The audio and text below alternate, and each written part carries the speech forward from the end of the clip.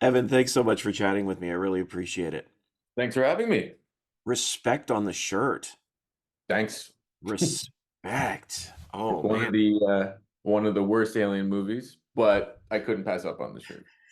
One of. It's still not bottom tier. I know it's not, but of the first three, Okay. it's I don't count them past that. Like Resurrection, we don't count that. I mean, Prometheus, all the other ones, Covenant, they're their own things, but outside of the first trilogy, I feel like they're their own standalone things.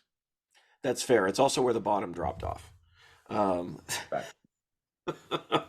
when you have to bring her back via clone. Anyway, that's We don't want to get into that. we don't want to get into that. We're not here to No. talk about that. No, we're here to talk about going in, and so much fun. Evan, what is it that made you want to tell this particular story? Well, I mean, we just touched on it, a love for that kind of era of cinema. When it started, I grew up late 80s, early 90s, where it's like the first bit of stuff you saw on TV or on VHS, it was 80s movies. And for me, it was always those classic movies that, you know, never really were set in Toronto, never really were shot in Toronto. A lot of them were shot in Toronto. If you look at all the classic Cronenberg movies, I think apart from Videodrome, they're all just masquerading as New York or Chicago or wherever. There was never actually that classic Toronto movie that shot there kind of unapologetically. And so for me, it was like, hey, let's shoot a movie here that's set in 1989, not just because to make it set in Toronto, that's just because that's where we are. Like, we can make something that is unequivocally CanCon just because we can't help it. We don't have to try to. It just is because we're Canadian, we live here. So it was kind of that to be like, hey, you know what? I really love 80s movies. I love this genre. It's clearly like a specific formula, and there's definitely tropes we can act on. But I wanted to make like a kind of a gritty neo noir that's set in Toronto with some, some local institutions, some local landmarks, some pieces of esoteric Canadiana that you don't really get anywhere else. So that was kind of the earliest impetus, and it kind of grew from there. I'm glad you said that because one of the things that I think stands out about this film is its look. Mm. And there are places, of course, growing up here myself and whatnot, there are places I'm like, this looks totally different. Even though it's the same place, there's a different aspect to it. Whether it's the bleeding neon or what have you, you just sort of bring that out. What was it that you wanted to mimic with this particular look that you brought to it? Like you said, I know the genre and that style, but what was it you're trying to bring out of it? Well, it's a great question. It's kind of twofold. I think when anything with a massive budget or any period piece that's made now, say if you set something in the 80s or 60s or the 70s, it looks too perfect. It's 4K. Everything is phenomenally picture perfect. And I was like, hey, to me, 80s movies are about that grittiness, that rawness. And when you have no money, we made this movie for 80 grand. It kind of helped us because we were like, hey, let's do right by getting the right old anamorphic lenses. Let's light it like it's an 80s movie. Let's not use crazy drones or whatever. Let's do it as if it was an 80s movie, but then also just locations, a lot of alleyways, a lot of shots that, could have existed in Toronto. So it was kind of like a grittier, raw 80s movie, kind of like a thief, like Michael Mann look, where it's very great. Obviously, we couldn't afford to shoot film, but we did as best as we could. So keeping it very practical in that manner, but then also sprinkling in some VFX stuff that you wouldn't realize, like the skyline of Toronto. We took out the condos, like stuff that didn't exist in 1989 or any sign of like, new cars or modernity. We got out of there, but ideally did it tastefully where people will never notice. Well, it's funny when I was watching it, the best description I could come up, and I made this in a good way, is a VHS look. Yeah. Even just from the monitors and the way you've got the screens, and yeah, I mean, I hadn't picked that up, but you're right. There's so many things missing that needed to be missed. Yeah, I think so. And it's those small imperfections, at least for me. When you think of those 80s movies, there's some ADR, there's some finishing touches, there's little wobbles on the graphics, all that stuff. We tried to weave that intentionally, but never to the point where it's campy or it was kitschy, because that would be the worst to kind of latch onto that low-hanging fruit where then it's like, what, there's no conviction. You watch it, it's a farce, it's absurd. Whereas this, we tried to package it up as best as we could that it's like a real movie. But along the way, you kind of realize, oh, it's like it's definitely intentional and kind of meta at the same time. Yeah, yeah, absolutely. Um, what is it about the '80s? I mean, there's like what is it about this decade? I mean, we're on from it now. Mhm. there's there's been some time, Yep. and it's kind of funny because that was a decade I grew up in, and people talk about the '80s almost differently than they do the '70s or '90s. There's just Yeah. something unique about that era. What is it to you that makes it so unique? I'm not sure. I think I've always had an affinity for it just because that's where I come from, Hmm.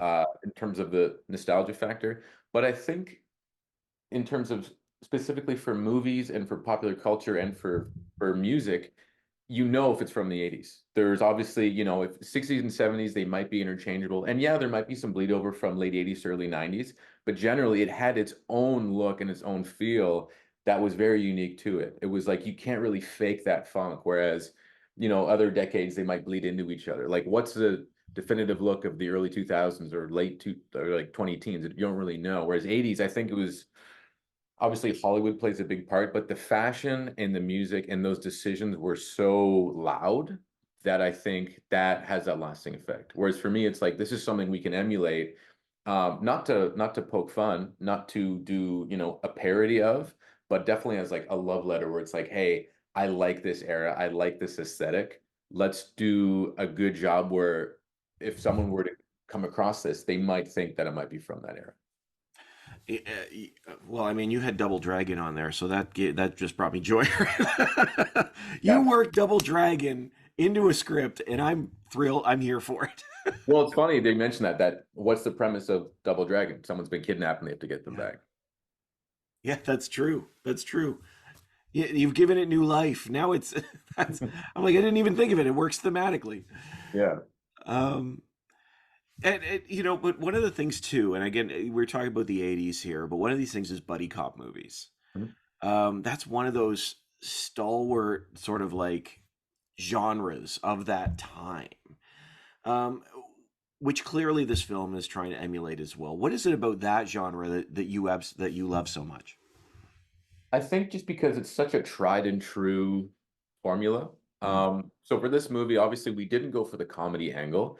There is that buddy cop element, but at the same time, there's no like blatant kind of rip-offs of that genre. Like it's not, 48 hours, there's that back and forth banter, there's all that stuff for, Tango and Cash, that type of thing.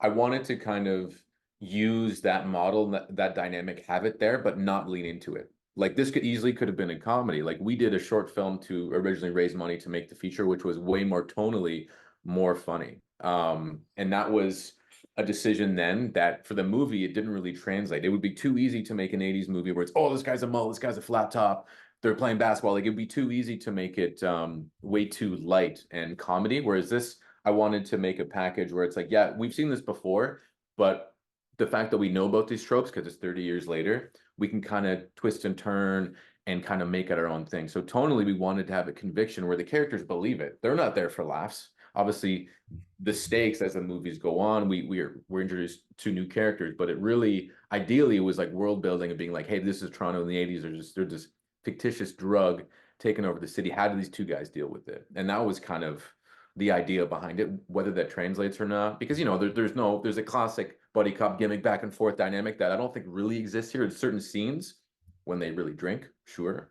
Uh, but it was never the intention to make it like the classic, laugh riot. Yeah, well, that's the interesting thing about it. It walks a very fine balance Hmm. of sort of adventure isn't quite the word, but like neo noir and humor as well. There's sort of that interesting balance between the two that you don't get in a lot of films. Yeah, thanks for saying that. And that was kind of the point. It's like I do have a background in comedy. And for this, it's like I didn't want to write jokes for it. I wanted more so the premise or the circumstance or the context to be funny. It's like covertly it's very ridiculous, but the way we presented it is like, oh, you can really watch it and take it at face value as like, oh, this is a real thing. But then also looking back, it's like, oh wait, there's like direct Roadhouse references, and like there's like other outlandish things that, to your point, it's set in the 80s, so it kind of is allowed. Like if this was set in the early 2000s, I'm not going to say any spoilers, but certain things like you instantly you'd be like taken right out of it. Like this isn't believable. But I think because it's set in that era where such things are kind of glossed over, it's fine. We could get away with it. That was the point, or that was the intention anyway, to be like, hey, it's set here, therefore, it's the 80s. It made sense back then. You can get away with it. That's once we hit the 90s, I think that's how we felt about the 80s. Well, yeah, and it's almost like it gives you license creatively, just to do things that you wouldn't be able to otherwise. Like, you look at some crazy premises of 80s movies where it's like that couldn't exist today. And if obviously you've seen the movie, there's certain things where it's lead up to this massive tournament. Yeah. Once you unveil what the tournament is, people could groan and be like, whatever, this is such a ruse. But ideally for this, it's like, oh no, like, oh boy, like it actually is just ramping up even more, even though it's not what you think it is.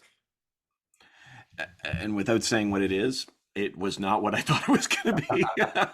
Well, and again, that's kind of the point, right? Because we we we weave this thing, or at least again, we're trying to weave this thing where it's like you're thinking of like Bloodsport and Van Yeah. Damme and other tournaments, which informs what you think's going to happen, and then we don't do that. So that was kind of the point. I know some people want like to lean into their expectations of like dance off and all this stuff, but we tried to not do what everyone wants us to do, I guess, to a certain point. That makes a lot of sense, actually. I like for this particular film, this one is more willing to juke left and right in terms of expectations, and I think the film is better for that. Like that's what actually really elevates it. Is you really it'll show you the carrot and then pull away the stick.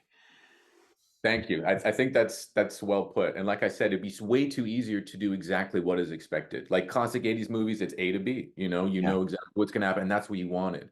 For this, because we're removed from that. And again, it's very meta. Like I in writing it and directing it, I know like, hey, we're going to present it in a way that is known and is familiar, but we're also going to change things up a little bit so it's still interesting and it can exist in this day and age. I appreciate that, and you know what, that absolutely brings it to today. Like that brings it to the now. Like you said, this is an 80s. This is a film. This is a film with an 80s heart, but today's reflection, shall A we little say? bit. Yeah, A little and I bit. think humor is the big thing. I was talking recently about Roadhouse, and it's like classically one of the best, worst movies ever. Yeah. And you watch it and you're like, from certain scenes, it's like, oh, they're in on it. They know exactly what they're doing. And other scenes, like, oh no, this is dead serious. Like Swayze, like the conviction is fantastic because he believes it. That's kind of that was the fine line I wanted to walk where it's dead serious, but it's dead serious on being ridiculous at the same time.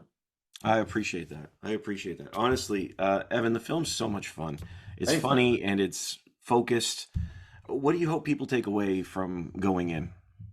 Uh, what do you think people take away? Well, we made it for $80,000. So that itself was a very struggle. It took us a long time to get it across the finish line. So many people helped out and supported us. So I think what I want people to take away is, hey, uh, this guy can make a movie.